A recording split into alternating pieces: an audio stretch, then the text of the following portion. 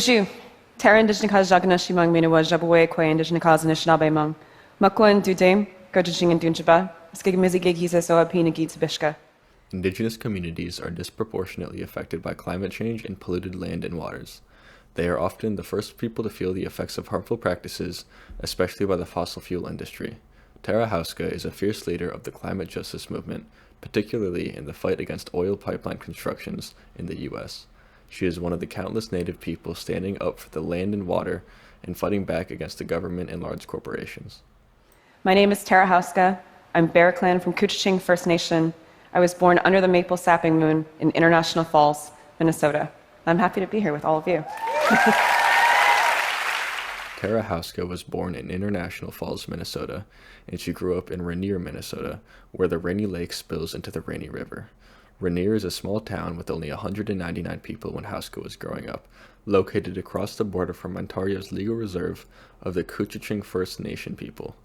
Houska spent a lot of her childhood in libraries, biking up to 11 miles to get books from the library.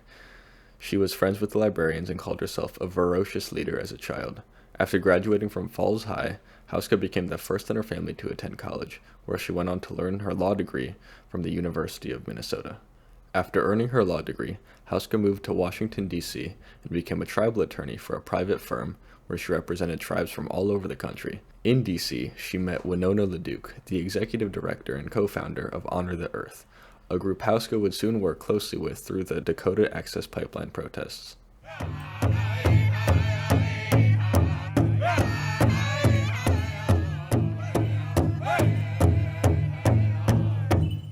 The Dakota Access Pipeline construction faced opposition from the Standing Rock Sioux tribe, with claims that the construction of the pipeline violated Article 2 of the Fort Laramie Treaty, a treaty that guaranteed the undistributed use of occupation of reservation lands surrounding the proposed location of the pipeline. In 2015, the Standing Rock Sioux tribe stated that the Dakota Access Pipeline poses a serious risk to the very survival of our tribe and would destroy valuable cultural resources. The Standing Rock Sioux tribe organized many events on their land and invited protesters to join them at Sacred Stone Camp on the Standing Rock Reservation in order to show opposition to the Dakota Access Pipeline. Tara Houska lived in the Standing Rock encampment for 6 months to join the protests against the construction of the Dakota Access Pipeline. At Standing Rock, she learned a lot from the Native women around her, who directed and guided her through the experience. In a blog post that Houska posted on the website Medium, she recounts her experience, including the horrific ways in which the police arrested protesters and forced them to flee from their campgrounds, including rubber bullets and spraying water in below freezing conditions. I mean, the public is mad at us. The Dakota Access Pipeline was eventually constructed under direct orders from President Donald Trump upon his taking of the office. Houska did not let this defeat deter her, moving on to her next target, resisting the construction of the Line 3 oil pipeline. In June 2018, she founded the GNU Collective, a resistance camp to protect the earth. Her focus was protesting the construction of Line 3, a pipeline that would lead to more fossil fuel pollution in a time of crisis, and risk polluting tribal lands near the Mississippi River. She organized a number of protests against Line 3 and put herself on the front lines, finding herself arrested more than once for the cause.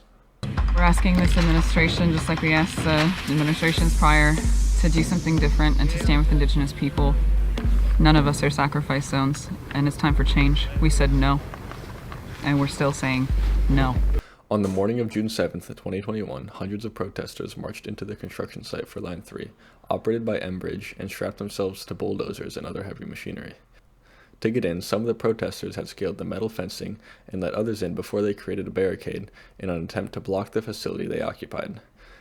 They were not going to leave unless they were forced to leave, and they had prepared to be arrested for the protest. Promise. To every single one of you who's locked down right now and who gave everything to give your agency and give your beauty and give your love to the earth and to those to come. You did a huge self-sacrifice. This is what it takes for them to hear us. Tara Houska is one of the leaders of this protest, and many of the protesters who have seen arrests for speaking out against Line 3 have been from her camp GNU Collective. She aims to connect the people of her camp to the land they're fighting. She does this by taking people out to tap for maple syrup or harvest wild rice, a sacred species in her native tribe. Education is foundational. Education shapes our children. It shapes the way we teach, it shapes the way we learn. Tara Houska has seen many successes in her career. She has given a TED Talk and been a keynote speaker at Harvard. She was a recipient of the 2021 American Climate Leadership Award and the 2019 Rachel's Network Catalyst Award. Melinda Gates awarded Houska the Good Housekeeping 2017 Awesome Woman Award. In 2016, she was brought on to be Bernie Sanders' advisor on Native American affairs during his presidential campaign. At Canoe Collective, the members grow food, harvest traditionally, work, and live together on their shared 20 acres of land. They host training camps for people to learn about media and art, or direct action tactics, or political advocacy, or treaty training. She is a land defender and water protector. Her work is not done, though, as she continues to advocate for the defending of fossil fuels and for the resistance of all oil pipelines. She has seen increased support as more and more people join her cause to fight for our planet and fight for environmental justice.